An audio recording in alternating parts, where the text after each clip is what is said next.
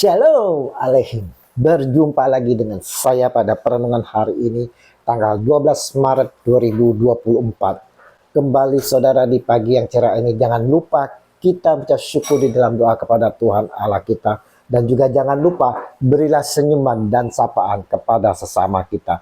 Kita awali perenungan pagi hari ini dengan tanda kemenangan kita dalam nama Bapa dan Putra dan Roh Kudus. Amin. Mau menjadi Bethsaida bagi semua. Bacaan liturgi hari ini diambil dari Nubuat Yesaya 47 ayat 1 sampai dengan 9, dilanjutkan dengan ayat 12 dan Injil Yohanes 5 ayat 1 sampai dengan 3a dan dilanjutkan ayat 5 sampai dengan 16. Saudaraku yang terkasih di dalam kasih Kristus, di kehidupan kita yang penuh tantangan ini saudara, tak terlepas yang namanya tekanan, baik tekanan ekonomi, masalah, intimidasi, kekerasan, sakit penyakit, penolakan, dan lain sebagainya. Mungkin ada yang luka batin karena ditolak sejak lahir, terluka karena disakiti dan tersimpan di dalam hati menjadi dendam, atau juga mengalami sakit penyakit saudara, dan tak sedikit yang menghadapinya berlarut-larut, tak kunjung selesai. Bahkan satu persoalan belum selesai, timbul persoalan lain. Sudah jatuh, tertimpa tangga pula.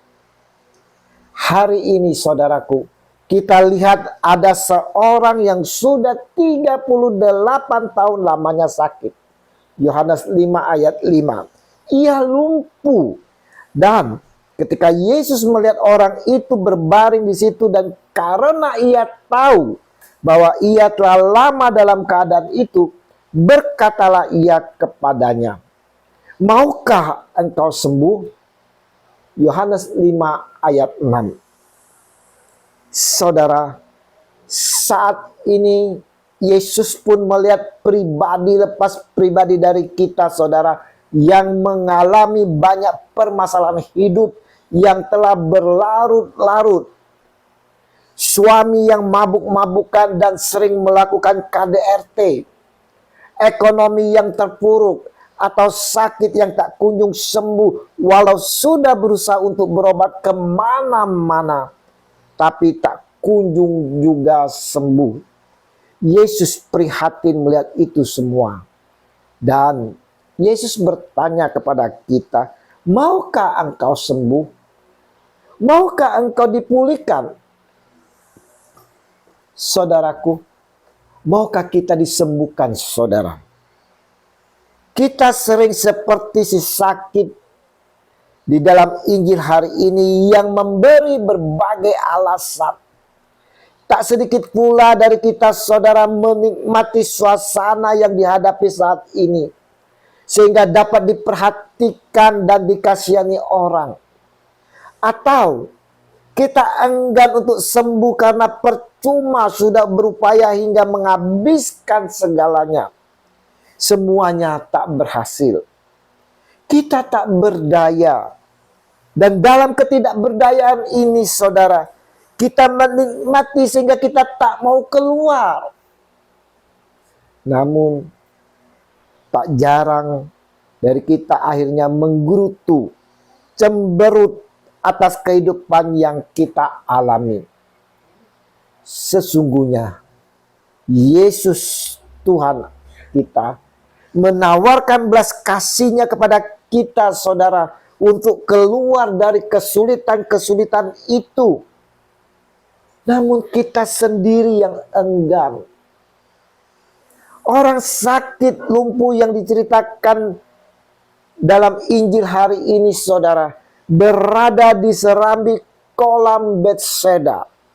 Bethsaida artinya rumah belas kasihan atau rumah kemurahan hati. Orang-orang yang berada di kolam tersebut saudara adalah sejumlah mereka yang sakit, baik yang buta, lumpuh, ataupun sakit lainnya, menanti belas kasihan dan kemurahan hati dari orang lain agar dapat dibawa masuk ke dalam kolam itu. Ternyata selama mengalami sakit 38 tahun, tak ada satupun orang sehat yang peduli, kasihan, dan bermurah hati terhadap dirinya. Why? Mungkin kita perlu merefleksi diri kita, saudara. Kenapa tak satupun orang peduli, kasihan, bermurah hati, tergerak oleh belas kasih untuk mengulurkan tangan mereka, meringankan beban-beban kita.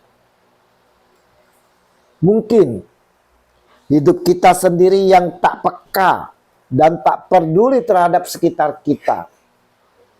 Hidup kita penuh kecongkakan sehingga orang lain tak peduli kita. Hidup kita telah membuat orang lain kesusahan akibat kesalahan dan dosa-dosa kita. Hidup kita yang tak memiliki kasih, sehingga orang lain pun berbuat demikian terhadap kita, saudara. Tawaran, maukah engkau sembuh? Maukah engkau dipulihkan? Merupakan gerakan kasih yang mendalam dari Tuhan kita Yesus Kristus yang penuh kasih, saudara.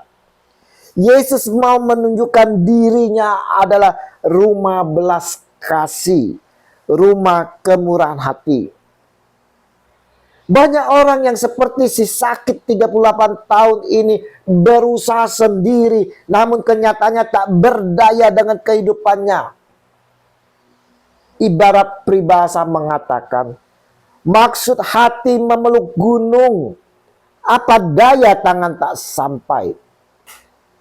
Nah, saudara, pertanyaannya, bagaimana usaha kita supaya tangan kita sampai? Maka perlu bantuan orang lain, saudara. Kita lihat, Yesus bukan saja sekedar kasihan, saudara, mengerti dan peduli ketidakberdayaan yang dialami si sakit. Tidak, saudara. Yesus juga mau hadir dan menyapa serta mengulurkan tangannya.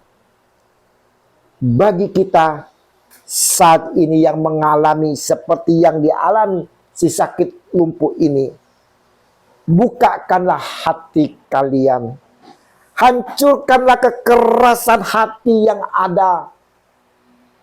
Tanggapi tawaran Tuhan Yesus. Ya, saya mau sembuh. Ya, saya mau pulih. Dan bangunlah, angkatlah tilammu dan berjalanlah. Yohanes 5 ayat 8. Kita mau bangkit dan membuang masalah yang telah mengikuti kita cukup lama, saudara. Dan percayalah, kita pulih dan sembuh. Dan oleh bilur-bilurnya kita menjadi sembuh. Yesaya 53 ayat 5. Bagi kita yang sehat, janganlah seperti orang-orang Yahudi yang mengutamakan hukum adat istiadat, tapi melupakan hukum kasih. Hati yang tidak peduli, hati yang tidak mau berkorban demi kemanusiaan, mementingkan diri sendiri dan tak segan-segannya mengorbankan orang lain dengan menganiaya, bahkan membunuh demi ambisi yang keliru.